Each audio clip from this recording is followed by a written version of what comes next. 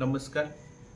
श्रम प्रतिष्ठा फाउंडेशनने जे ऑर्गॅनिक पासपोर्ट ही संकल्पना 2023 पासून आपल्यासाठी वापरात आणलेली आहे. त्याचा पुढचा उपक्रम म्हणून द क्यूब कोवर्किंग हा एक उपक्रम सुरू केलेला आहे.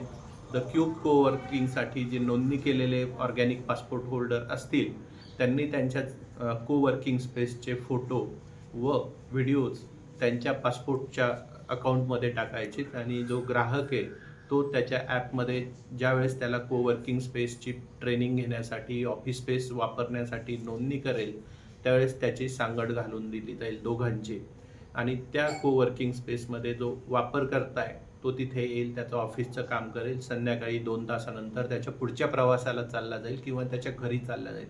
आज समाजामध्ये जे नवउद्योजक तयार होतात आहे, त्यांना सेपरेट ऑफिस स्पेस लवकर तयार करता येत नाही. तिथे कॉम्प्युटर नसतो, मोबाईलचं इंटरनेट सर्व्हिस नीट नसते, प्रिंटर नसतो. ह्या जो उपक्रम आपण ॲग्रो टुरिझमद्वारे किंवा प्रवासात जाताना ह्या सगळ्या वस्तू आपल्याला सोबत नेता येत नाही.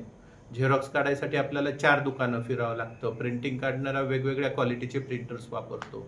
त्यामुळे जे व्यावसायिक वापर झाला पाहिजे ऑफिससाठीचा, तो त्यांना करता येत नाही. व कोवर्किंग ही संकल्पना नाशिक, पुणे, मुंबई, बंगलोर, दिल्ली अशाच ठिकाणी उपलब्ध आहेत आणि त्याच्यासाठी 1 महिन्याचे भाडे व ॲडव्हान्स भरावा लागतो. जो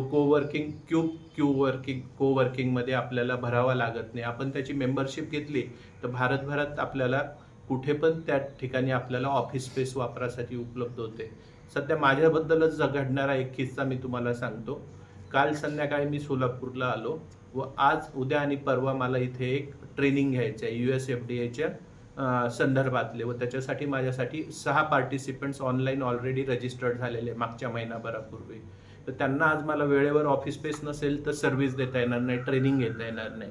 त्यांचे पण नुकसान होईल व माझे पण आर्थिक नुकसान होईल.